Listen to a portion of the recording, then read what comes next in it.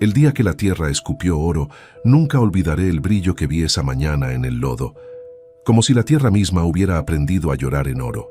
Pero déjenme empezar desde el principio, desde esos días oscuros cuando pensé que Dios se había olvidado de nosotros por completo.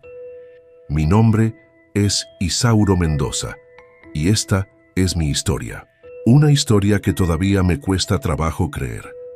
Aunque la viví con estas manos agrietadas que ahora escriben sobre papel, en esta mesa que antes no teníamos.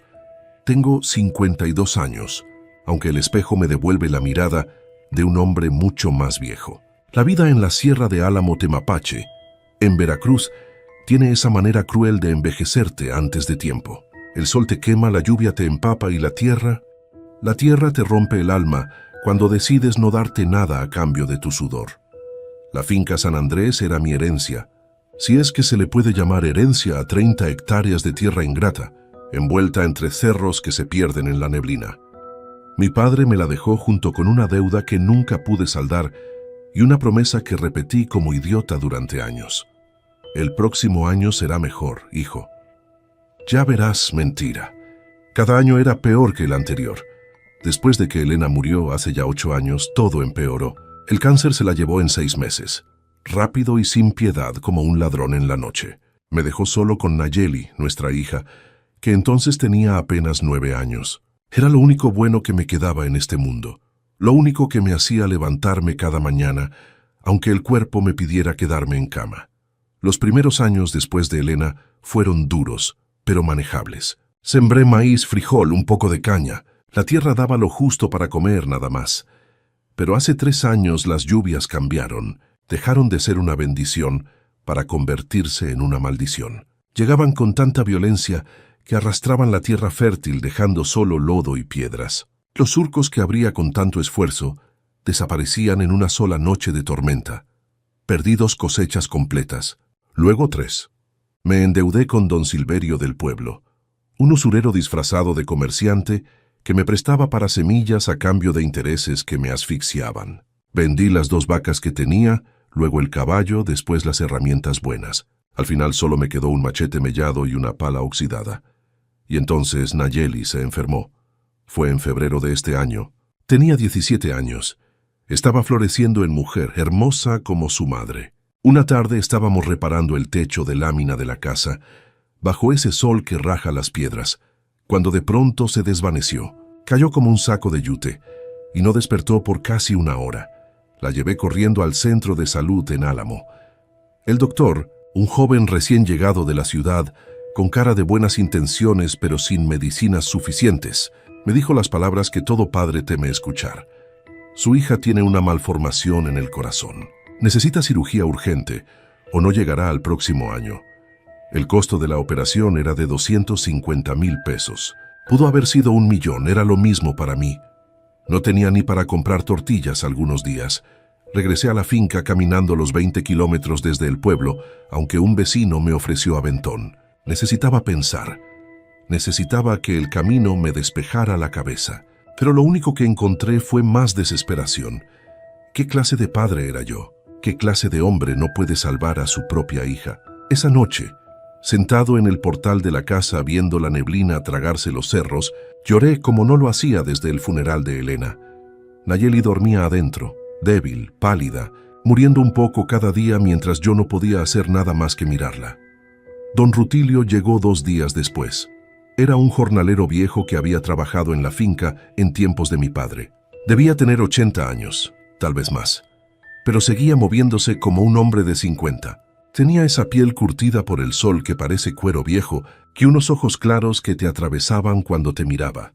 Supe de la niña, me dijo sin más preámbulo, sentándose en una piedra junto al fogón apagado.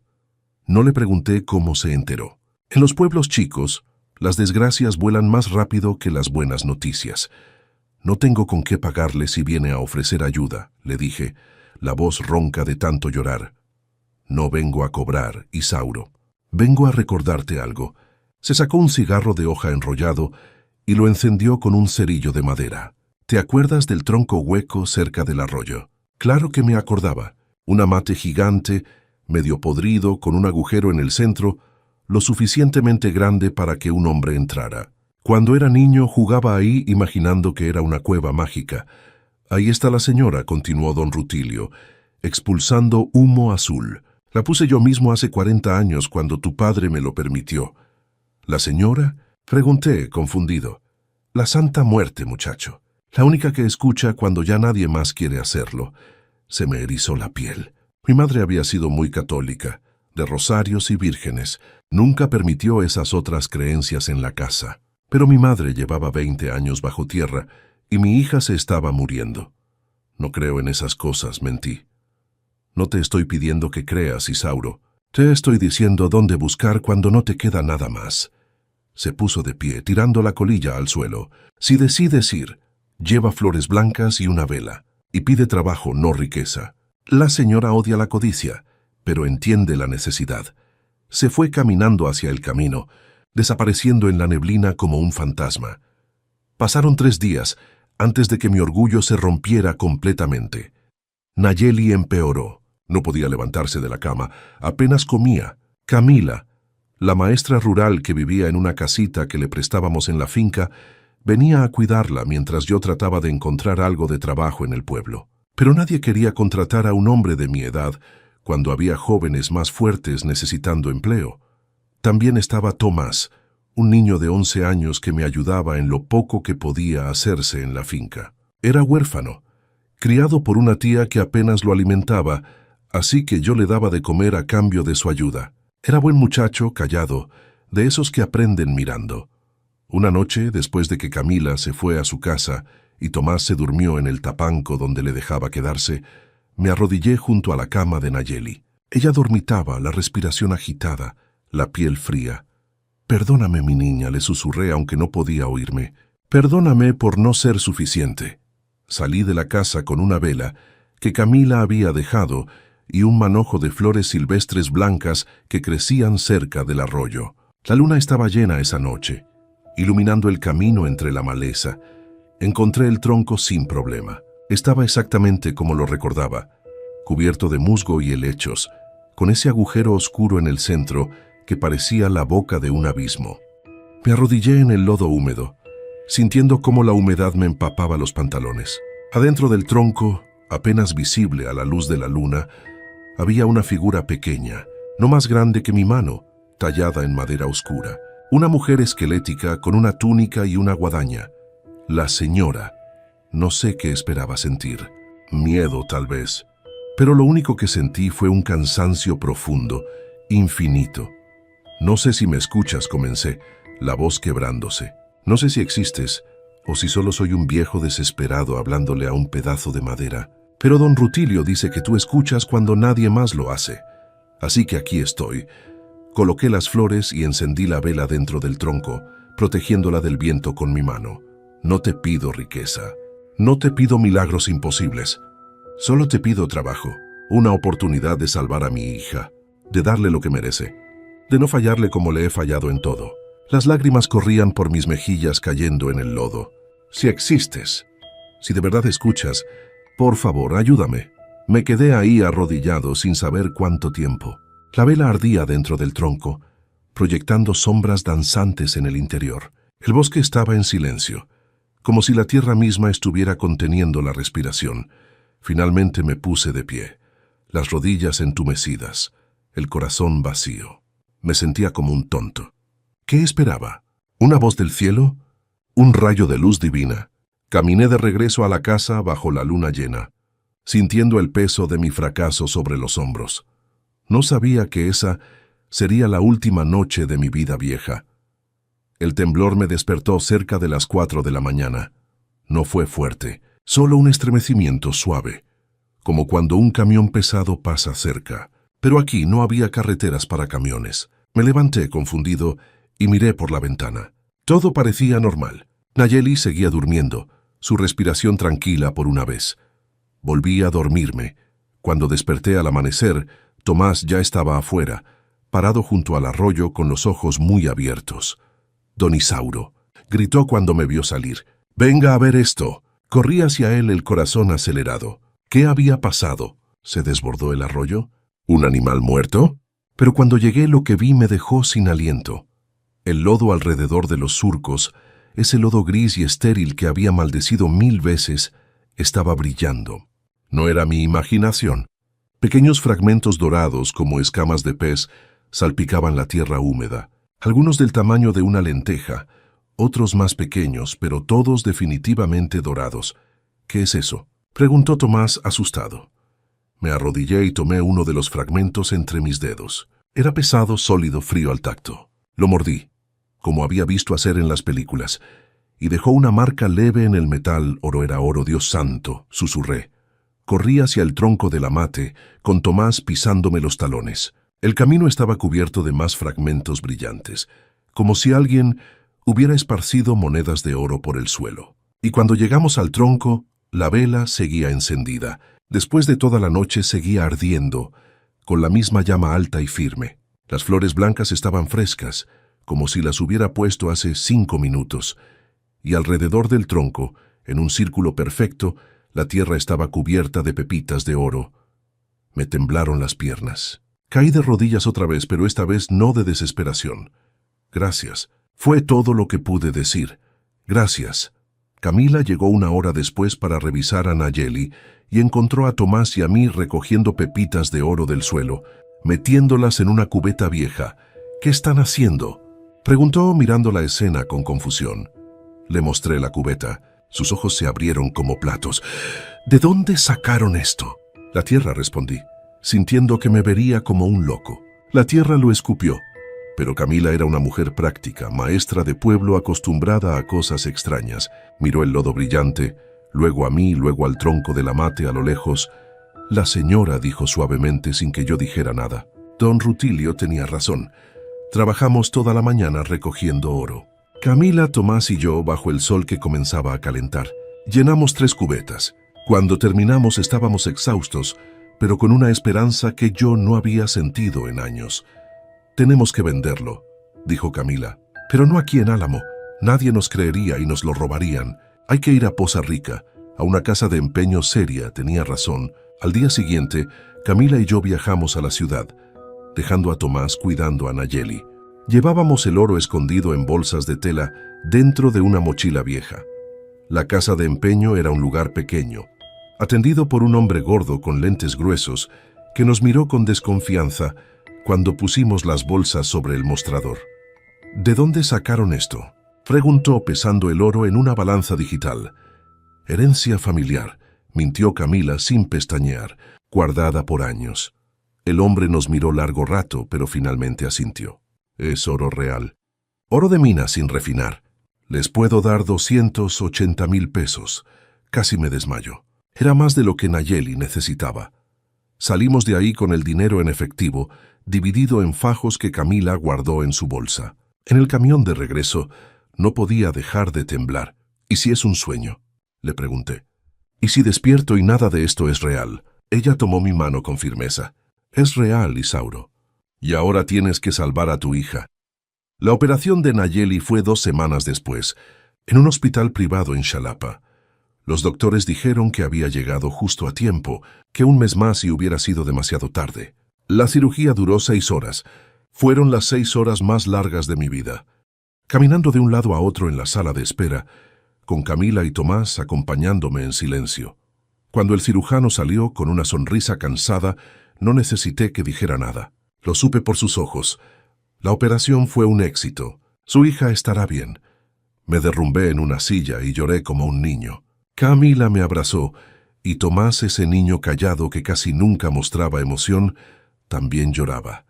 Nayeli pasó 1 semana en el hospital recuperándose. Cuando finalmente pudimos llevarla a casa, venía con color en las mejillas, con fuerza en la voz. Era como ver a un fantasma cobrar vida. Papá, me dijo la primera noche de regreso, sentada en el portal viendo los cerros. ¿Qué pasó? ¿De dónde salió el dinero? Le conté todo, sobre don Rutilio, sobre el tronco, sobre mi súplica desesperada a la señora, sobre el oro que apareció como lágrimas de la tierra. Esperaba que se riera, que me dijera que estaba loco. Pero Nayeli solo asintió, como si todo tuviera perfecto sentido.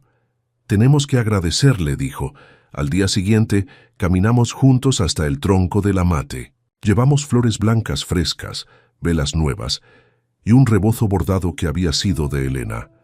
Nayeli se arrodilló frente al tronco y colocó las ofrendas con cuidado. La figura de madera seguía ahí, observándonos en silencio. «Gracias por salvarme», susurró mi hija, «y gracias por no rendirte con mi papá». Desde ese día el oro dejó de aparecer. La tierra volvió a ser tierra normal, pero ya no importaba.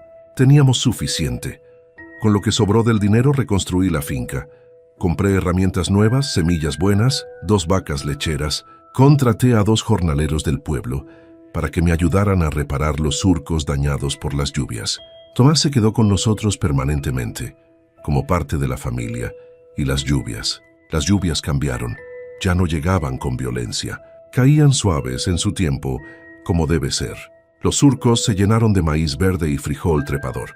La caña creció alta y dulce. La tierra que había sido mi enemiga durante años, finalmente me devolvía lo que le daba.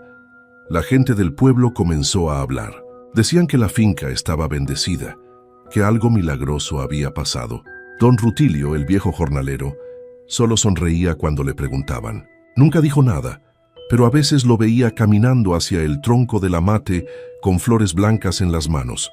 Otros empezaron a hacer lo mismo. Gente del pueblo, de rancherías lejanas, venían a dejar ofrendas junto al tronco. Flores, velas, fotografías de seres queridos enfermos. Pedían trabajo, salud, una oportunidad. No sé si la señora les respondió como me respondió a mí. Eso es entre ellos y ella. Pero el lugar cambió. Se sentía diferente, sagrado de alguna manera. Los vecinos comenzaron a llamarlo el Valle Dorado de la Santa. El nombre se quedó, extendiéndose de boca en boca. Hasta Camila, que era maestra y mujer de razón, empezó a dejar flores cada mes. Han pasado 6 meses desde aquella noche que cambió todo. Nayeli está completamente recuperada. Ayuda en la finca. Estudia por las noches con Camila para presentar el examen de preparatoria. Quiere ser enfermera, dice, para ayudar a gente como ella. Tomás está creciendo fuerte y sano. Come 3 veces al día por primera vez en su vida y está aprendiendo a leer y escribir. Es listo ese muchacho. Llegará lejos. La finca produce más de lo que nunca imaginé. No somos ricos, pero tenemos suficiente. Suficiente para comer, para pagar deudas, para vivir con dignidad. Y cada noche, antes de dormir, camino hasta el tronco del amate. Llevo una vela pequeña y flores cuando las hay. No pido nada. Solo doy las gracias. La figura de madera sigue ahí oculta en la penumbra del tronco hueco. A veces cuando la vela arde, me parece ver que sonríe. Pero quizás es solo mi imaginación.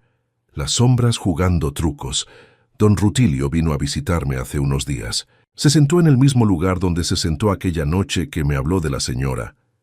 Te dije que ella escuchaba, me dijo, encendiendo otro cigarro de hoja.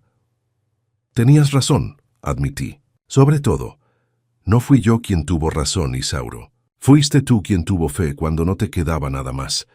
Expulsó humo azul hacia el cielo. La mayoría de la gente pide riqueza. Tú pediste trabajo, por eso te escuchó. ¿Por qué a mí? Pregunté. ¿Por qué tuve tanta suerte? No fue suerte. Don Rutilio me miró con esos ojos claros que parecían ver más allá de lo visible. Fue porque amabas a tu hija más que a tu orgullo, porque estabas dispuesto a arrodillarte cuando no te quedaban fuerzas para estar de pie. La señora no ayuda a los fuertes, muchacho. Ayuda a los desesperados que aún tienen corazón. Se fue caminando por el camino, desapareciendo otra vez en la neblina como un fantasma. Esa fue la última vez que lo vi. Algunos dicen que murió en su rancho una semana después, durmiendo tranquilo. Otros dicen que simplemente se fue, caminando hacia las montañas de donde vino. No lo sé, pero le estoy agradecido donde quiera que esté. Esta mañana, Nayeli me despertó temprano, emocionada. Papá, ven a ver. Me llamó desde afuera. Me puse los pantalones y salí descalzo. El sol apenas estaba saliendo, pintando los cerros de naranja y oro. Mira, dijo, señalando el arroyo. Había flores silvestres blancas por todas partes, cientos de ellas creciendo donde nunca había crecido nada. Cubrían la tierra como un manto, balanceándose suavemente con la brisa. ¿De dónde salieron?, preguntó Tomás maravillado. No tenía respuesta. Solo sonreí y puse un brazo alrededor de los hombros de mi hija, mirando ese campo de flores blancas que no debería existir. La tierra había dejado de escupir oro, pero nos había dado algo más valioso, una segunda oportunidad. Y eso, en esta vida dura de cerros y neblina, valía más que todo el oro del mundo. El tronco de la mate sigue ahí, cubierto de ofrendas. La vela que encendí aquella noche desesperada nunca se ha apagado completamente. Camila dice que es imposible, que las velas se consumen, pero cada vez que voy, hay una llama pequeña ardiendo en el interior. Los vecinos vienen de lejos a visitar el Valle Dorado de la Santa. Algunos encuentran lo que buscan, otros no. Pero todos se van con una lección que yo aprendí en mis propias rodillas, en el lodo húmedo de una noche sin esperanza.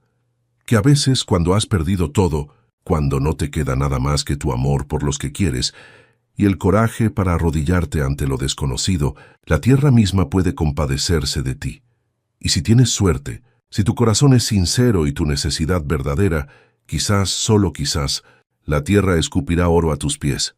Pero más importante que el oro, más valioso que cualquier riqueza, es recordar dar las gracias, honrar el milagro, compartir la bendición, porque esa al final es la verdadera riqueza. Tener a quienes amas sanos a tu lado, tener trabajo honesto que hacer y tener una tierra que finalmente decidió darte una oportunidad. Mi nombre es Isauro Mendoza, tengo 52 años que parecen 80 y esta es mi historia.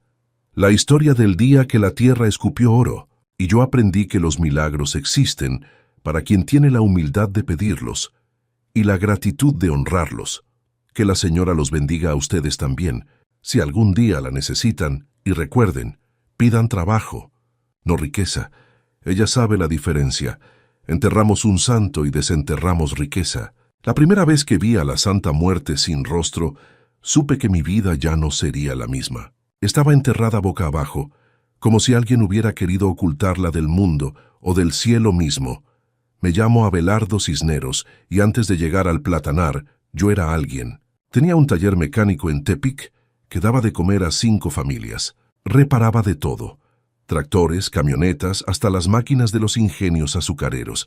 Pero en septiembre del 2019, cuando el río Mololoa se desbordó como una bestia furiosa, el agua se llevó mi taller, mis herramientas, mis ahorros y mi orgullo. Me quedé con lo puesto, con Marta aferrada a mi brazo, y con una deuda que me perseguía como sombra al mediodía. Durante meses, dormimos en casa de mi cuñada, en un cuartito que olía a humedad y a lástima. Marta nunca se quejó, pero yo veía cómo se le apagaba la mirada cada mañana. Ella, que siempre había sido mujer de fe, dejó de ir a misa.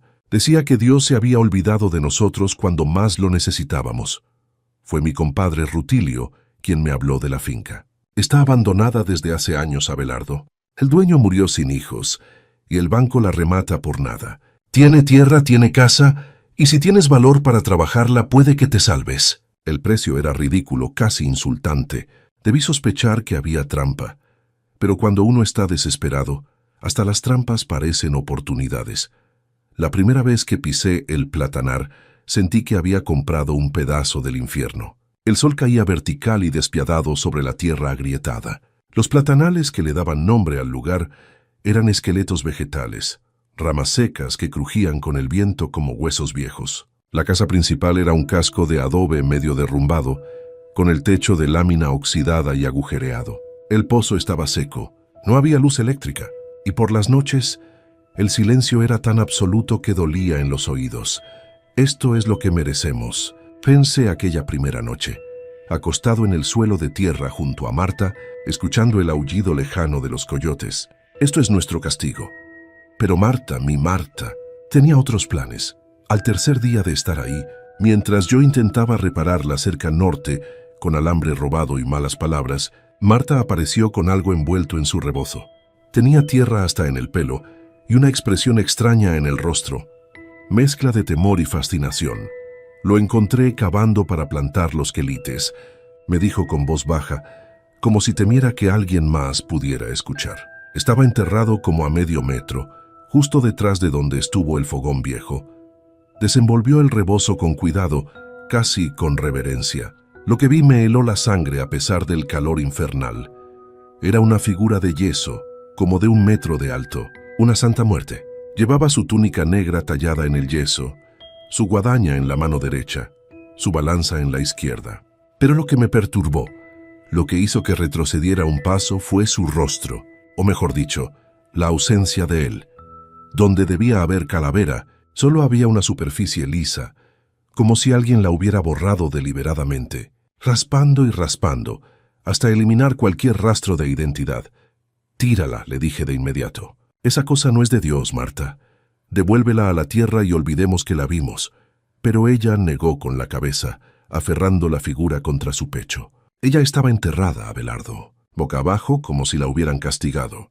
Como nos castigaron a nosotros. Si alguien la escondió, fue por miedo. Pero yo no le tengo miedo a quien sufre igual que nosotros. Discutimos. Yo le grité cosas de las que todavía me arrepiento. Le dije que si traía esa herejía a nuestra casa, el padre Elías nos excomulgaría, que el pueblo entero nos daría la espalda, que ya bastante mala suerte teníamos. Pero Marta, que nunca me había desobedecido en 23 años de matrimonio, esta vez se mantuvo firme. «Ya perdimos todo siguiendo las reglas, Abelardo», me dijo con los ojos brillantes. «¿Qué más podemos perder?» Esa noche, mientras yo dormía inquieto, ella limpió la figura con agua y trapo, quitándole décadas de tierra incrustada. La colocó en un altar improvisado hecho con una caja de madera y un mantel bordado que había sido de su madre. Le puso 2 veladoras y una ofrenda de agua fresca. «No te pido riquezas», la escuché murmurar en la oscuridad. «Solo te pido que nos des una oportunidad, una sola oportunidad de vivir con dignidad». Las primeras semanas en la finca fueron un infierno de trabajo y frustración. Contraté a Ciro, un peón flaco y callado que el pueblo consideraba medio loco porque decía oír cosas que otros no escuchaban. Nadie más quería trabajar en la finca maldita del platanar. Juntos limpiamos los platanales muertos, quemamos la maleza y comenzamos a preparar la tierra para sembrar. Pero sin agua, todo parecía inútil. Chela, nuestra vecina más cercana a 2 kilómetros, venía de vez en cuando con tortillas y chismes. Era una mujer entrada en años, con lengua de víbora pero corazón de oro. Fue ella quien nos advirtió sobre la finca. Aquí vivía don Macedonio Urdiales. Nos contó un atardecer sentada en un tronco afuera de la casa. Era hombre de dinero pero amargado. Dicen que golpeaba a su mujer, que ella se le murió de tristeza. Cuando él enfermó, llamó al padre Elías para confesarse, pero el padre salió de aquí blanco como papel y nunca quiso decir qué había escuchado. Don Macedonio murió solo sin sacramentos. Por eso nadie quería comprar esto. ¿Y la Santa Muerte?, preguntó Marta, ofreciéndole café de olla. Chela se persignó antes de responder. Dicen que la mujer de don Macedonio, doña Casimira, le rezaba a escondidas, que cuando él la descubrió, le destruyó el rostro a la figura con un martillo y la enterró. Días después, doña Casimira amaneció muerta en su cama. El doctor dijo que fue el corazón, pero el pueblo sabe que fue de pena. Me estremecí al escuchar eso. Marta, en cambio, apretó la taza entre sus manos y no dijo nada. Fue un viernes por la noche, exactamente 1 mes después de haber encontrado la figura. Cuando todo comenzó a cambiar, Ciro llegó temprano al día siguiente, más pálido que de costumbre. Me agarró del brazo con fuerza inusitada y me arrastró hacia el corral viejo, donde guardábamos las pocas herramientas que teníamos. «Don Abelardo, hay algo bajo la tierra», me dijo con voz temblorosa. «Llevo 3 noches escuchándolo. Golpes, como si alguien tocara una puerta desde abajo. Estás cansado, Ciro. El calor te está jugando chueco. No es el calor», insistió. Y por primera vez vi miedo real en sus ojos. Anoche me quedé a vigilar. «Los golpes vienen de aquí». Señaló una esquina del corral, donde la tierra parecía más hundida que en el resto. Contra mi mejor juicio, y quizá movido por la desesperación de no encontrar nada valioso en la finca, decidimos cavar. Marta se unió a nosotros, y hasta Chela, que había llegado con su canasta de tamales, tomó una pala. Cavamos durante horas bajo el sol brutal. A 1 metro de profundidad, mi pala chocó contra algo sólido que no era piedra. Limpiamos con las manos, arañando la tierra, y emergió la esquina de algo rectangular, de madera oscura y húmeda. Era un cofre. Un maldito cofre enterrado en el corral de mi finca. Nos miramos los cuatro sin atrevernos a hablar. Ciro se persignó 3 veces. Chela murmuraba oraciones. Marta tenía las manos juntas como si rezara. Con cuerdas y esfuerzo sobrehumano, sacamos el cofre. Era más pesado de lo que parecía, hecho de una madera que olía a humedad antigua y a secretos. Las bisagras estaban oxidadas pero intactas. No tenía candado, solo un pestillo simple de metal. «Ábrelo», susurró Marta. Mis manos temblaban cuando levanté la tapa. El chirrido de las bisagras fue como un grito en la tarde silenciosa. Dentro, envuelto en tela podrida que se deshizo al tocarla, había un tesoro que parecía sacado de una película. Monedas de oro y plata, algunas con rostros de virreyes y reyes que ya ni existían. Medallas religiosas antiguas, escapularios dentro de cajitas de metal y hasta una pequeña cruz de oro macizo con incrustaciones de piedras verdes. «Dios santo», murmuró Chela, «es la fortuna de don Macedonio, la que todos decían que había escondido antes de morir». Ciro retrocedió como si el cofre quemara. «Esto no es nuestro, don Abelardo. Esto es dinero maldito». Por eso lo enterró. Pero yo solo podía pensar en una cosa: salvación. Esas monedas podían sacarnos de la miseria. Podían devolverme mi vida, mi dignidad, mi futuro. Marta tomó una de las medallas limpiándola con su delantal. Era de plata, con la imagen de la Virgen de Guadalupe. «Si era dinero maldito», dijo con voz firme, «entonces lo usaremos para bendecir. No para nosotros solos, para todos». Mi primer instinto fue esconder todo, vender las monedas en secreto, largarme de Nayarit si era necesario. Pero Marta me convenció de hacer lo correcto, o al menos lo que ella consideraba correcto. «Vamos con el padre Elías», me dijo, «que él decida qué hacer. Si esto le pertenecía a don Macedonio y él murió sin herederos, entonces es del pueblo, no nuestro». El padre Elías nos recibió en la sacristía, con su sotana negra impecable y su expresión severa de siempre. Cuando le mostramos una muestra de las monedas y le contamos dónde las habíamos encontrado, palideció. «¿Y ustedes tienen en su casa la figura?», preguntó con voz tensa. «La santa muerte de doña Casimira». Marta asintió sin vergüenza. «La encontramos enterrada. La limpié y le hice un altar. Le prometí rezarle cada viernes». El padre se puso de pie bruscamente, derribando su silla. «Esa figura es una blasfemia. Es una afrenta a Dios». Don Macedonio tuvo razón en enterrarla, aunque lo hizo por las razones equivocadas. «Padre, solo queremos hacer lo correcto con este hallazgo», intenté mediar. «El pueblo necesita escuela nueva. El dispensario necesita medicinas.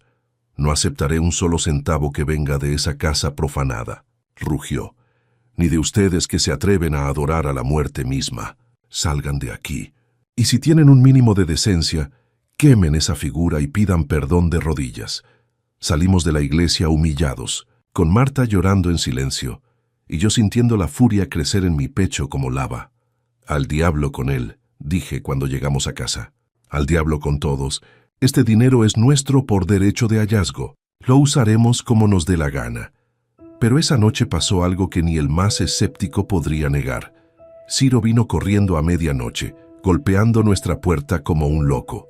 «Don Abelardo, doña Marta, el pozo, vengan a ver el pozo». Salimos en pijama, con la linterna temblando en mis manos. Y ahí, en el pozo que llevaba 20 años seco según nos habían dicho, en el pozo que era solo un agujero de piedra y tierra muerta, brotaba agua, agua cristalina, fresca, que salía del fondo con un borboteo suave y constante, como si la tierra misma estuviera llorando de alivio. Ciro metió la mano y la probó. «Es dulce», dijo con asombro. «Es agua dulce y limpia». Marta cayó de rodillas junto al pozo, con las manos juntas y lágrimas rodando por sus mejillas. «Gracias», murmuraba una y otra vez. «Gracias, gracias, gracias». No sé a quién le daba las gracias, si a Dios, a la santa sin rostro, o a ambos. En ese momento, no me importó. Al día siguiente, cuando el sol salió, el agua seguía brotando. Para la tarde, el pozo estaba lleno hasta el borde, y el agua comenzaba a correr por los canales viejos que antes surcaban la propiedad. Los platanales muertos parecían menos grises bajo esa agua bendita. La noticia corrió por el platanar como pólvora. Chela fue la primera en llegar con su familia, cargando cubetas y cántaros. «¿Podemos llevar agua, Abelardo?». El pueblo está sufriendo sequía desde hace meses. El pozo comunal se secó en junio. ¿Qué podía decir? ¿Qué no? Después del milagro que acabábamos de presenciar, lleven toda la que necesiten, respondí. Esta agua es de todos. Y vinieron, por docenas, por cientos, familias enteras del Platanar y de los pueblos cercanos, con sus garrafones y sus cubetas, sus caballos y sus burros, formaban filas bajo el sol, esperando su turno con paciencia, agradeciéndonos con la mirada y con oraciones. El padre Elías vino también, aunque se quedó lejos, observando desde la cerca. No se acercó, pero tampoco se fue. Vi cómo sus labios se movían en silencio. Quizá rezaba, o quizá solo estaba tratando de entender lo que sus ojos veían, pero su fe rechazaba. Con las monedas y medallas fui discreto. Las llevé a un anticuario en Guadalajara que me recomendó Rutilio. El viejo apenas pudo contener la emoción cuando vio la colección. Esto es historia pura, joven. Algunas de estas monedas son de la época de la colonia. Vale una fortuna. Me dio un precio que me hizo temblar las piernas, que era suficiente para vivir holgadamente el resto de mi vida sin trabajar un solo día más. Pero en el viaje de regreso a casa, solo podía pensar en las palabras de Marta. Si era dinero maldito, lo usaremos para bendecir. Llegué al Platanar con un plan. Reuní a los hombres del pueblo en el corral, bajo la sombra de los platanales, que empezaban a reverdecer gracias al agua del pozo milagroso. Voy a construir un sistema de riego, les dije. Tuberías que lleven el agua del pozo a sus tierras, a sus casas. Voy a pagar jornales justos a quien quiera trabajar. Y cuando terminemos, este pueblo no volverá a sufrir sed. Hubo murmullo de incredulidad. Chela se adelantó. ¿Y qué ganas tú con eso, Abelardo? ¿Por qué compartir tu buena suerte? Miré hacia la casa, donde Marta había colocado la santa sin rostro en el portal, visible para todos los que venían por agua. Porque mi mujer hizo una promesa, respondí, y yo voy a ayudarla a cumplirla. Los siguientes meses fueron de trabajo duro pero esperanzado. Con parte del dinero contraté ingenieros, compré tubería, cavamos zanjas. El agua del pozo nunca dejó de fluir, ni siquiera cuando el resto de la región sufría la peor sequía en 50 años. El Platanar floreció, literalmente. Los platanales revivieron con un verde intenso. Sembré maíz, frijol, chile. Otros campesinos, viendo la abundancia del agua, compraron tierras cercanas y también sembraron. El poblado que estaba agonizando comenzó a respirar de nuevo. Pero no todo fue miel sobre hojuelas. Hubo resistencia, por supuesto.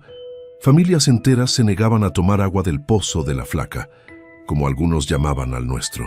El padre Elías dio sermones contra la superstición y la idolatría, aunque nunca nos mencionó por nombre.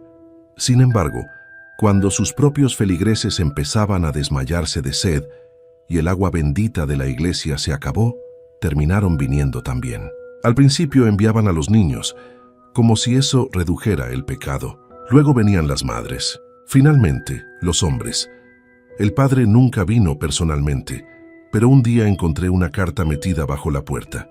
Estaba escrita con su letra temblorosa. Abelardo, no entiendo lo que sucede en tu tierra. No puedo bendecirlo, pero tampoco puedo condenarlo. El agua que brota del pozo salva vidas, y eso no puede ser obra del mal. Quizá Dios trabaja de maneras que mi vieja mente no alcanza a comprender. Quizá la fe verdadera no siempre toma las formas que esperamos. Cuida de tu gente. Elías guardé esa carta como un tesoro. Con el resto del dinero, cumplí la última parte del plan que Marta y yo habíamos trazado juntos en largas noches de conversación. Construí una capilla, no grande, no ostentosa, pero sólida y hermosa, con paredes de adobe blanqueado y techo de teja roja. La coloqué en una loma desde donde se veía todo el valle del Platanar, con sus campos verdes y sus familias trabajando bajo el sol benigno. Dentro de la capilla, en el altar principal, coloqué a la Santa Muerte sin rostro. A su lado, una Virgen de Guadalupe y un Cristo crucificado. Y en la entrada, grabadas en una placa de bronce, las palabras que Marta me dictó: aquí no se adora a la muerte. Se honra a los que sufrieron en vida y encontraron paz en la tierra. Aquí todos son bienvenidos, santos, pecadores y los que caminan entre ambos mundos. El día de la inauguración llegó gente de todo Nayarit. Trajeron flores, veladoras, ofrendas. Algunos traían imágenes de la Virgen, otros de San Judas. Algunos figuras de la Santa Muerte con sus rostros intactos, sus guadañas brillantes. El padre Elías no vino, pero envió a su sacristán con una bendición escrita y una imagen del Sagrado Corazón. Marta lloró de felicidad cuando leyó la bendición. «Lo logré», me dijo abrazándome fuerte. «Cumplí mi promesa». Han pasado 5 años desde que encontramos la figura enterrada. 5 años desde que cavamos y hallamos el tesoro de don Macedonio. 5 años desde que el agua brotó del pozo seco. La finca El Platanar es ahora próspera, pero yo no soy rico. El dinero se fue en tuberías, en escuelas, en la capilla, en préstamos sin interés, para campesinos que querían sembrar. Sigo trabajando la tierra con mis manos, aunque ahora tengo ayuda de hombres que me respetan en lugar de temerme. Chela dice que soy un santo. Yo me río y le digo que los santos no maldicen cuando la cosecha sale mal, ni beben tequila los sábados. Ciro ya no dice que escucha voces, dice que ahora la tierra canta, y que es un canto feliz. El padre Elías viene a veces a la capilla cuando cree que nadie lo ve. Se sienta en la última banca y mira fijamente a la santa sin rostro. Una vez lo encontré ahí y nos quedamos en silencio, compartido por largos minutos. ¿Qué ves cuando la miras?, le pregunté finalmente. Suspiró profundo antes de responder. Veo a una mujer que sufrió tanto que su rostro se borró. Veo a todos los que hemos perdido, por negarnos a entender que la fe tiene muchas caras. Veo mi propia soberbia. Se levantó para irse, pero se detuvo en la puerta. Y veo un milagro que no puedo explicar, pero que tampoco puedo negar. Marta reza en la capilla todos los viernes sin falta. Ya no le pide nada a la santa, solo le agradece. Y cuando la gente le pregunta si fue la Santa Muerte quien nos trajo la fortuna, ella responde siempre lo mismo. La santa no nos dio riqueza. Nos enseñó que el verdadero tesoro es el agua que compartimos, la tierra que trabajamos juntos, y la dignidad de poder ayudar al prójimo. Todo lo demás es solo metal y piedra. Hoy, mientras escribo esto sentado en el portal de mi casa, veo a decenas de familias trabajando los campos verdes que antes eran desierto.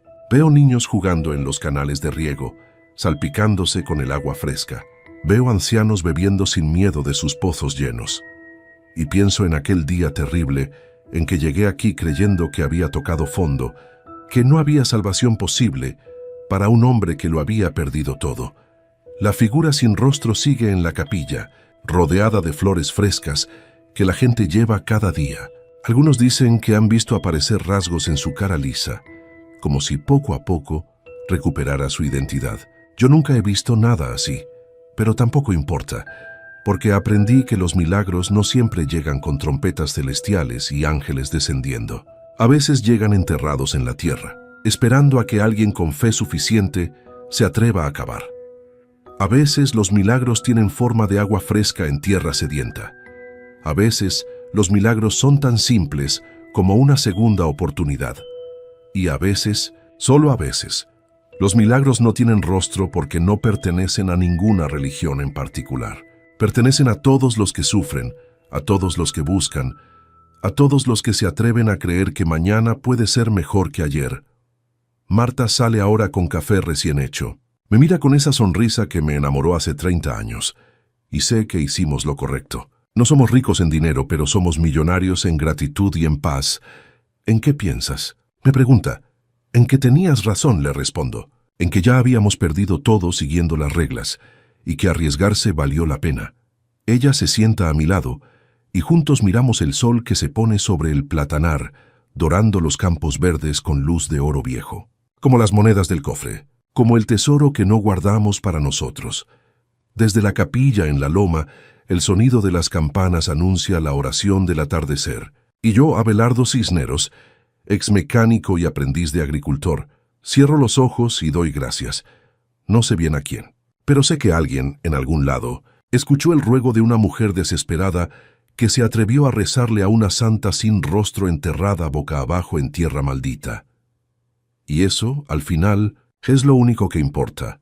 Vi su rostro entre las montañas, la vi. Juro por mi vida que la vi. Su rostro apareció sobre el cerro justo cuando el sol moría detrás de las cumbres, y en ese momento supe que todo lo que había perdido en mi vida estaba a punto de regresar. Pero no como yo lo esperaba, nunca como uno lo espera.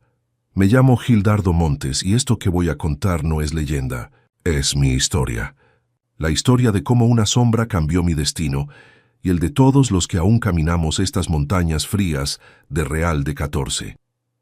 Tengo 63 años, las rodillas destrozadas y las manos llenas de cicatrices que parecen mapas de túneles olvidados. Fui arriero durante 40 años, bajé a socavones que nadie recuerda, cargué costales de mineral hasta sangrar por los hombros, y cuando las minas cerraron me quedé aquí, en la finca Los Encinos, vendiendo piedras pulidas a los turistas que vienen buscando peyote y misticismo barato.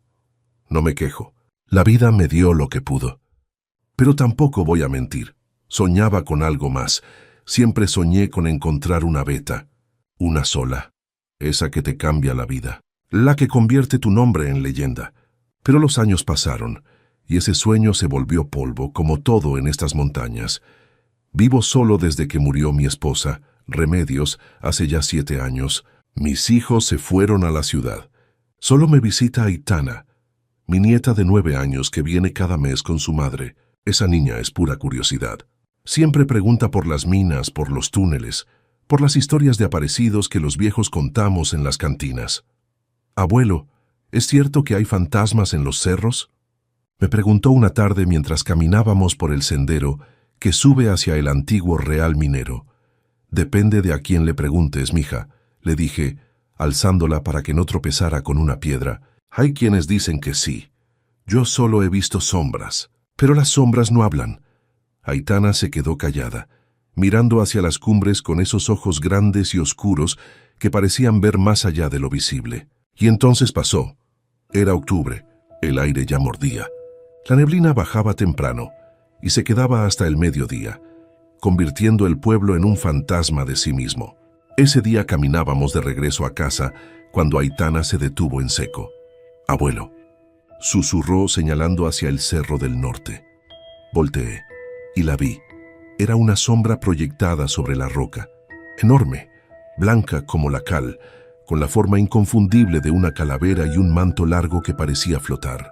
No era una nube, no era un reflejo, era una figura completa, perfecta, como si alguien la hubiera pintado con luz. El corazón se me detuvo, sentí que el aire se hacía denso, que las piernas se me aflojaban. No era miedo, era otra cosa. Reconocimiento, como cuando ves algo que siempre supiste que existía, pero nunca habías encontrado. «¿Qué es eso, abuelo?», preguntó Aitana apretando mi mano. «No sé, mija», murmuré. «No lo sé, corrimos al pueblo». Le conté a Rafa, mi amigo de toda la vida, dueño de la cantina. Se rió. «Gildardo, ya estás viejo. Fue la luz del sol, o el mezcal». No bebí nada, Rafa, y Aitana también la vio. Los niños ven lo que los viejos les enseñan a ver. Salí de ahí molesto, pero en el fondo, una parte de mí dudaba. ¿Y si tenía razón? ¿Y si solo había sido mi imaginación, alimentada por años de soledad y cuentos de fantasmas? Hasta que apareció Eusebia. Eusebia es huichol. Vive en una choza al pie del cerro, donde vende artesanías y hace limpias a los turistas. Nadie sabe su edad exacta, pero debe andar cerca de los 80. Camina despacio, pero con una firmeza que asusta. Tiene los ojos más claros que he visto en mi vida, como si fueran de agua. Llegó a mi finca al día siguiente, sin que nadie la llamara. «Vi lo mismo que tú», dijo. Sin saludar me quedé paralizado. «¿Cómo sabes que vi algo?». «Porque ella te eligió, Gildardo, la señora Blanca, el espíritu de la montaña. No creo en esas cosas, Eusebia. No tienes que creer, solo tienes que escuchar».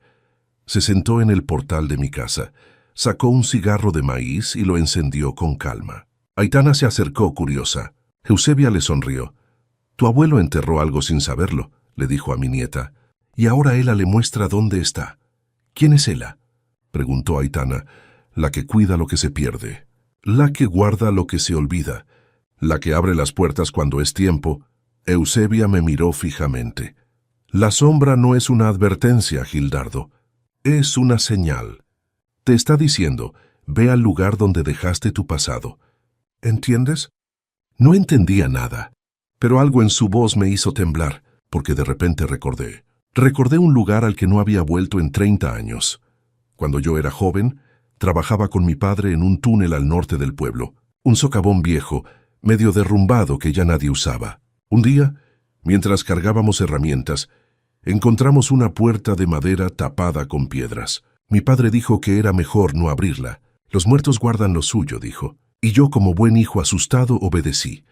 Pero ahora, después de ver esa sombra, algo me jalaba hacia allá, como si una mano invisible me estuviera arrastrando. Le conté a Rafa. Esta vez no se rió. Si vas a bajar, no vayas solo. Llama a Goyo. Goyo es guía de mulas y conoce cada túnel de estas montañas como la palma de su mano. Es callado, serio, pero confiable. Cuando le conté, asintió. Ese túnel está prohibido. Pero si de verdad viste lo que dices, yo te acompaño. Bajamos al día siguiente. Yo, Goyo, Rafa, que al final no aguantó la curiosidad, y Aitana, que se negó a quedarse. Si hay un tesoro, yo también quiero verlo, dijo con los brazos cruzados. No discutí. A veces los niños tienen más valor que nosotros. El socavón olía a humedad y tiempo muerto. Las paredes estaban cubiertas de musgo negro, y las vigas de madera crujían como huesos viejos. Goyo iba adelante con una lámpara de gas. Yo cargaba a Aitana en la espalda. Rafa iba detrás rezongando. Esto es una locura, Gildardo. Una pura locura. Ya cállate, Rafa. Caminamos durante media hora, hasta que llegamos a la puerta. Seguía ahí, tapada con piedras, exactamente como la recordaba. Pero ahora había algo más. En la madera alguien había tallado una calavera con manto, igual a la sombra. Goyo silbó bajito. Esto no lo talló nadie de ahora. Nos tomó casi una hora quitar las piedras. Cuando finalmente abrimos la puerta, un aire frío nos golpeó la cara. Y ahí, en medio de una cueva pequeña, estaba el baúl. Era de madera oscura, con herrajes de hierro oxidado. Estaba cerrado con un candado que se deshizo en cuanto Goyo lo tocó. Dentro, envueltas en trapos viejos, había docenas de figuras de plata. Vírgenes, santos, cruces, medallones, todos labrados a mano. Todos cubiertos de polvo, pero intactos. Rafa dejó escapar un grito. ¡Madre Santa!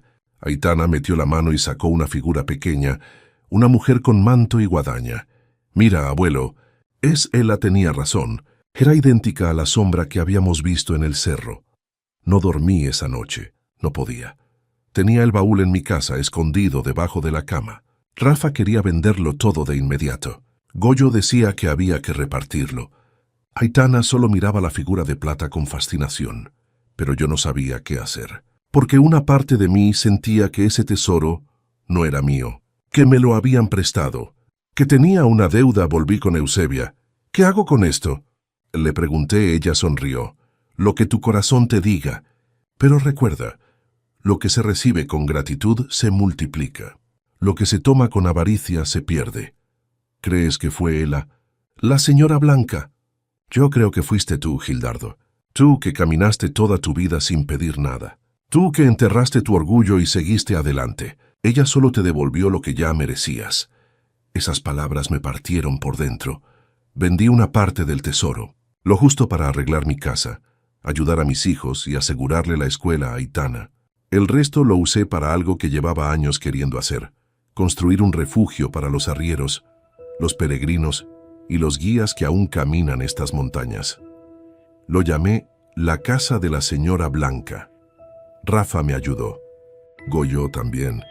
Eusebia bendijo el lugar con copal y cantos, y cuando se inauguró, vino gente de todo el pueblo, algunos con desconfianza, otros con curiosidad, pero todos con respeto. Aitana puso la figura de plata en un altar pequeño en la entrada, para que ella nos cuide, abuelo. Y yo, que nunca fui creyente, me arrodillé y le di las gracias. No sé si a un santo, a un espíritu o solo al viento, pero le di las gracias. Desde entonces la sombra vuelve a aparecer, no todas las noches, solo cuando hace frío y la neblina sube desde los valles. Los turistas vienen a verla. Los guías la señalan con orgullo, y los viejos del pueblo como yo solo sonreímos, porque sabemos que no es una advertencia. Es una señal de protección. Es la señora del Cerro Plateado, recordándonos que esta tierra cuida a los que la respetan, Aitana tiene 16 años ahora. Estudia en la ciudad pero vuelve cada mes. Y cada vez que mira hacia el cerro sonríe. ¿Crees que vuelva a aparecer, abuelo? Siempre aparece, mija. Siempre. Porque algunos rostros no se borran. Algunos tesoros no se miden en plata. Y algunas deudas se pagan con gratitud, no con monedas. Yo vi su rostro entre las montañas. Y desde entonces nada volvió a ser lo mismo. Pero fue mejor. Mucho mejor. El pozo que nunca se secó.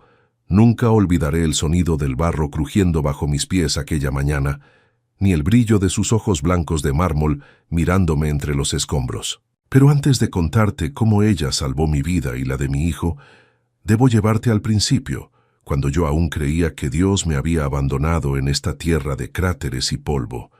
Mi nombre es Jazmín. Tengo 32 años, y las manos tan agrietadas que parecen corteza de mezquite. Heredé esta finca hace 3 años, cuando mi padre murió dejándome nada más que 20 hectáreas de tierra rojiza, un granero a punto de caerse y un pozo que entonces todavía daba agua. También me dejó a Luciano, mi hijo de 6 años, aunque él es mío desde que nació, desde que su padre decidió que una mujer sola, con un niño enfermo, no valía la pena quedarse.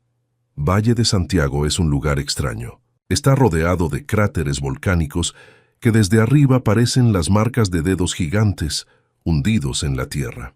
Cuando era niña, mi abuela decía que eran las huellas de los dioses antiguos, castigando a la humanidad por algo que ya nadie recuerda. La tierra aquí es roja como la sangre seca, y el viento sopla caliente incluso en invierno, trayendo ese olor a piedra calcinada que se te mete en la garganta. Pero en las noches, ay, las noches son otra cosa. El cielo se llena de estrellas tan brillantes que puedes caminar sin linterna, y el silencio es tan profundo que escuchas tu propio corazón latir. Algunas noches, cuando Luciano ya dormía y yo me sentaba afuera con un té de manzanilla, juraba que podía escuchar voces en el viento, voces viejas, susurrando secretos que mi sangre conocía pero mi mente había olvidado. La sequía comenzó en marzo del año pasado. No fue como las sequías normales que duran unas semanas. Esta fue diferente. El cielo se puso de un azul brutal, sin una sola nube, y el sol empezó a quemar con una rabia que nunca había sentido. Los primeros días pensamos que era temporal. Después de 2 semanas, empezamos a racionar el agua. Al mes, los cultivos de maíz de Don Refugio se volvieron amarillos como huesos viejos. Para junio, el pueblo entero estaba de rodillas. Las cosechas murieron. Los animales empezaron a morir también. Yo veía a las vacas flacas de Iván, el muchacho que cuidaba cabras en el cerro de la alberca, arrastrarse hacia el pozo comunitario solo para encontrarlo seco, con grietas abiertas en el fondo como bocas sedientas. Mi propio pozo aguantó más que los demás. No sé por qué. Tal vez porque estaba más profundo, excavado por mi bisabuelo con sus propias manos en 1940. Pero para julio también empezó a dar señales. El agua bajaba cada día más, dejando un anillo de sales minerales en las paredes de piedra. Yo medía el nivel con una cuerda cada mañana, y cada mañana el nudo quedaba más arriba. «Mamá», me decía Luciano con esos ojos nublados que ya casi no veían, «¿por qué Dios está enojado con nosotros?». No tenía respuesta.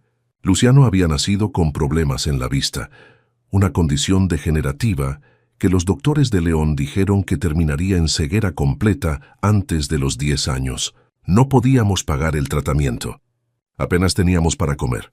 Él veía el mundo como a través de un vidrio empañado, y cada mes ese vidrio se hacía más opaco. Teo llegó a la finca en agosto. Era un hombre delgado, de unos 40 años, con cicatrices de quemaduras en los brazos y una manera de caminar que te decía que había conocido el hambre desde niño. Era albañil, pero no había trabajo. La construcción se había detenido en todo el valle. No tenía familia, no tenía a dónde ir. «Señora», me dijo quitándose un sombrero deshilachado, «trabajo por comida. Lo que sea, puedo arreglar su granero, reparar cercas, cavar, lo que necesite». Yo no tenía dinero para pagarle, pero tampoco podía verlo irse con esa mirada de perro hambriento. Le dije que sí, que podía dormir en el granero y que compartiría con él lo poco que teníamos. Fue la mejor decisión que tomé. Aunque en ese momento no lo sabía, Teo trabajaba desde el amanecer hasta que el sol se ponía. Arregló el techo del granero, reforzó el corral, cavó un canal para cuando volvieran las lluvias. Yo cocinaba frijoles con tortillas duras, y los tres comíamos en silencio alrededor de la mesa de madera que mi padre había hecho con sus manos. Luciano le tomó cariño. Teo le tallaba figuritas de madera, caballos, pájaros, santos. Este es San Judas Tadeo, le decía, poniendo una figura pequeña en las manos del niño. El santo de las causas imposibles. ¿Somos una causa imposible?, preguntaba Luciano. Teo se reía, pero era una risa triste. Todos lo somos, mijo. Por eso necesitamos ayuda. La ayuda parecía no llegar. Para septiembre el pozo estaba casi seco. Solo quedaba un charco turbio en el fondo, apenas suficiente para llenar un balde al día. Yo lo usaba para cocinar y para que Luciano bebiera. Teo y yo compartíamos lo que sobraba. Los animales. Los animales bebían del agua sucia de una hondonada en el camino, donde se juntaba el rocío de la madrugada. Fue entonces cuando empecé a pensar en vender la finca. Pero ¿quién compraría tierra muerta? ¿Quién querría este lugar de polvo y viento caliente? Doña Maura vino una tarde de septiembre, cargando su canasta de velas benditas. Era una anciana arrugada como una pasa, con ojos que parecían ver más allá de lo que mostraban. Vendía velas de todos los santos: San Miguel, la Virgen de Guadalupe, San Judas, San Martín de Porres.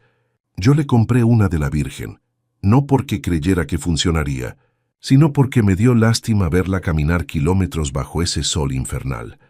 «Tienes problemas en el agua», me dijo. No como pregunta, sino como afirmación. Asentí. Todo el valle tenía problemas en el agua. Hay cosas que el agua recuerda. Siguió, con esa voz rasposa de quien ha fumado toda su vida. Y hay cosas que el agua perdona, pero tienes que pedirlo de la manera correcta. No entendí qué quiso decir. Le ofrecí té de hierbas amargas, porque no me quedaba azúcar. Ella bebió en silencio, mirando hacia el granero con una intensidad que me incomodó. «Ahí hay algo», dijo finalmente. «Algo viejo. Algo que está esperando». Se fue sin decir más, dejándome con un escalofrío a pesar del calor. Esa noche no pude dormir. Las palabras de doña Maura me daban vueltas en la cabeza. ¿Qué había en el granero? Llevábamos ahí meses. Teo dormía allí todas las noches. Si hubiera algo, él lo habría visto. Pero la inquietud me roía por dentro como una rata. Al amanecer, cuando el cielo apenas empezaba a ponerse rosa sobre los cráteres, salí descalza hacia el granero. Teo aún dormía en su petate en la esquina. Yo caminé despacio entre las vigas caídas, entre los sacos de semillas vacíos, entre la paja seca que crujía bajo mis pies. Y entonces la vi. Estaba en la esquina más oscura, medio enterrada bajo escombros de adobe y vigas viejas. Al principio pensé que era solo una piedra, pero cuando aparté el polvo con las manos, vi el contorno de un rostro, una cara, una figura. Me temblaron las manos mientras quitaba más barro seco. Era una imagen, una estatua pequeña de unos 30 centímetros de altura. Estaba cubierta de tierra compactada, pero incluso así pude ver los huesos pintados de blanco sobre un manto negro, la guadaña en una mano, el mundo en la otra. Los ojos eran de mármol blanco, mirando directo hacia mí con una intensidad que me heló la sangre. La Santa Muerte. Mi corazón latía tan fuerte que podía sentirlo en mis oídos. No era católica devota, no era particularmente religiosa, pero en México todos conocemos a la Santísima. Algunos le rezan, otros le temen, muchos hacen ambas cosas. Mi abuela decía que ella no era ni buena ni mala, que era justa, que trataba a todos por igual, ricos y pobres, santos y pecadores. ¿Qué encontraste?, pues preguntó Teo detrás de mí con voz somnolienta. Me sobresalté tanto que casi dejó caer la figura. Esto, dije, mostrándosela. Estaba enterrada. Teo se acercó, se persignó rápidamente. La niña blanca, murmuró. ¿Cómo llegó aquí? No tenía idea. Tal vez mi padre la había escondido, o mi abuelo. Tal vez llevaba allí décadas, enterrada por alguien que le tenía miedo o por alguien que quiso protegerla. No lo sabría nunca. La llevé a la casa cuidando de no dejarla caer. La puse sobre la mesa de la cocina y comencé a limpiarle el barro con un trapo húmedo.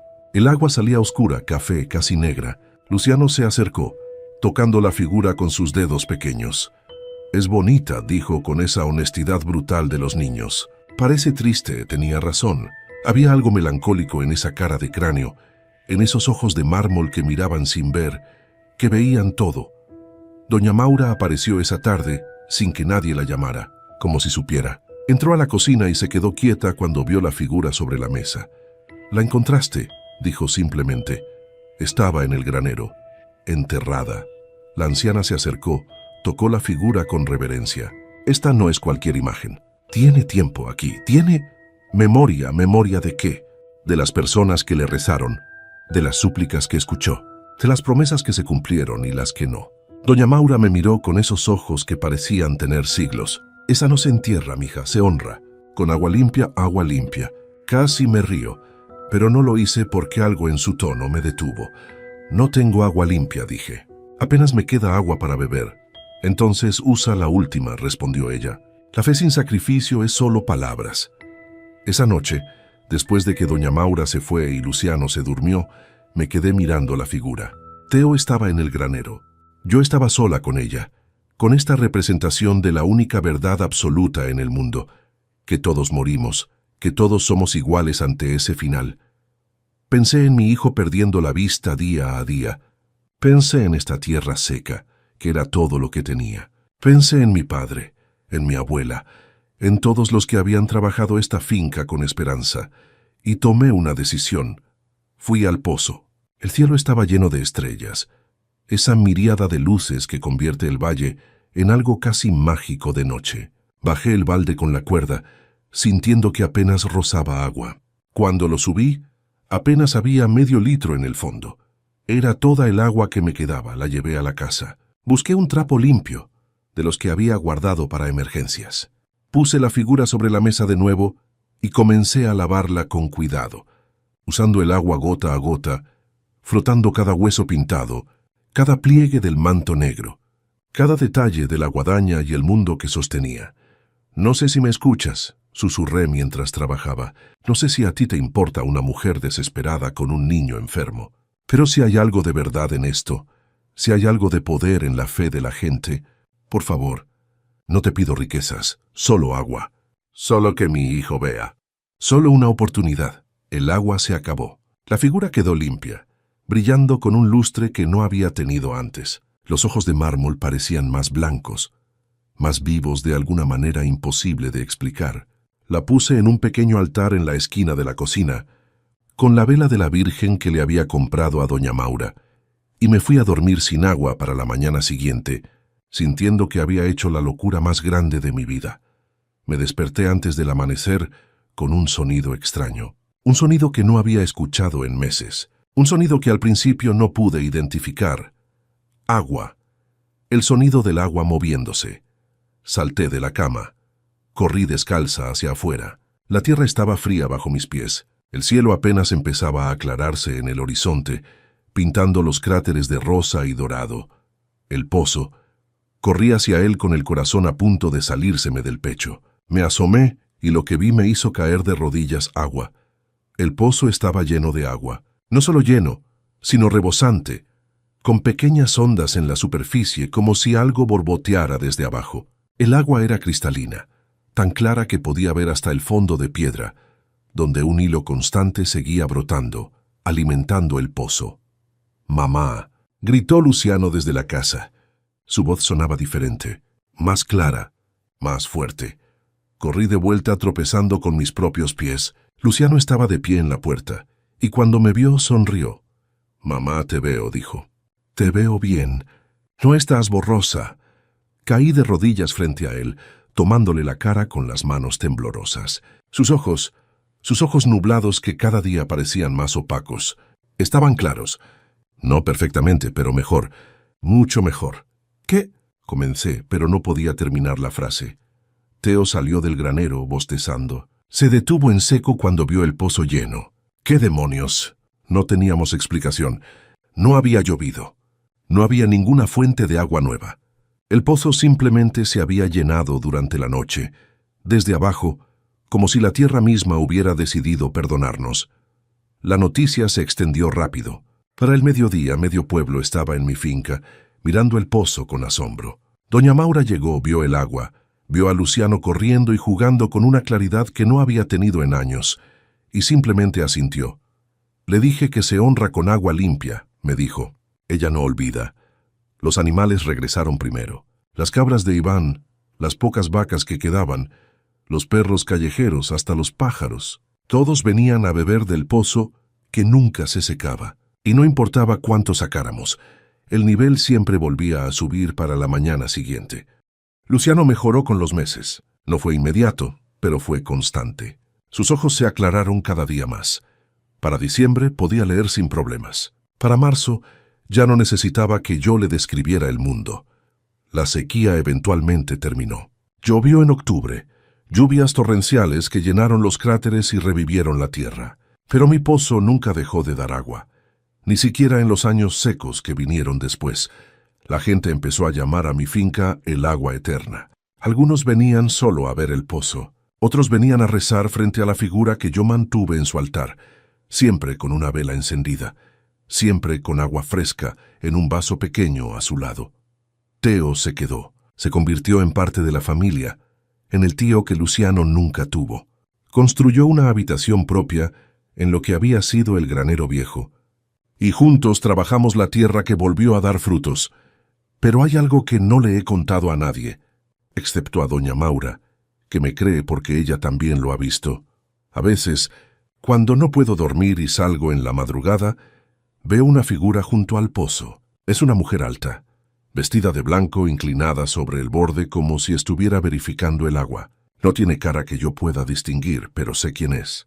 Lo sé en mi sangre, en mis huesos, en esa parte de mí que reconoce lo antiguo y lo eterno. Ella cuida el pozo. Ella cuida esta tierra. Ella cuida a mi hijo, no le tengo miedo. Al contrario, cuando la veo siento paz, siento gratitud. Me acerco despacio, y aunque nunca voltea a verme directamente, sé que me percibe. Dejo una flor fresca al borde del pozo, o una vela nueva, y murmuro un agradecimiento. Luego desaparece como humo en el viento, y solo queda el sonido del agua burbujeando eternamente desde las profundidades de la tierra. Luciano tiene 9 años ahora. Ve perfectamente. Quiere ser veterinario. Dice que quiere ayudar a los animales como el pozo ayudó a los nuestros. Teo le está enseñando a construir, a trabajar con las manos, a respetar la tierra. Yo sigo aquí, en esta finca entre cráteres, en esta tierra rojiza que alguna vez estuvo muerta y ahora rebosa vida. El granero es ahora un pequeño santuario donde la gente deja ofrendas. Flores, velas, cartas con súplicas. Yo las leo a veces, esas cartas. Gente pidiendo salud, trabajo, protección, justicia. Las mismas cosas que todos necesitamos. Las mismas cosas que yo pedí aquella noche con mi última agua. Y cada vez que leo una, enciendo una vela más y susurro una oración a la única que nos trató con justicia, a la única que no distingue entre ricos y pobres, entre santos y pecadores, a ella, la niña blanca, la guardiana del pozo que nunca se seca, a ella, que bendijo nuestra tierra cuando nadie más escuchaba. Dicen en el pueblo que si pasas por el agua eterna en la madrugada, puedes ver a una figura blanca junto al pozo, cuidándolo como una madre cuida a su hijo. Dicen que el agua de ese pozo cura males que los doctores no entienden. Dicen muchas cosas. Yo solo sé esto, que cuando todo estaba perdido, cuando la oscuridad era total, ella me escuchó. Y nunca lo olvidaré. Nunca dejaré que su altar se apague. Nunca dejaré que su historia se olvide. Porque aquí, en este valle de cráteres y estrellas, aprendí que la fe no se trata de iglesias ni de oraciones perfectas. Se trata de dar lo último que tienes cuando no te queda nada más. Se trata de honrar lo sagrado, incluso cuando lo sagrado tiene forma de huesos y guadaña. Se trata de reconocer que la muerte no es el final, sino la guardiana del agua que da vida. Y ella sigue aquí, cuidándonos mientras el pozo nunca se seca.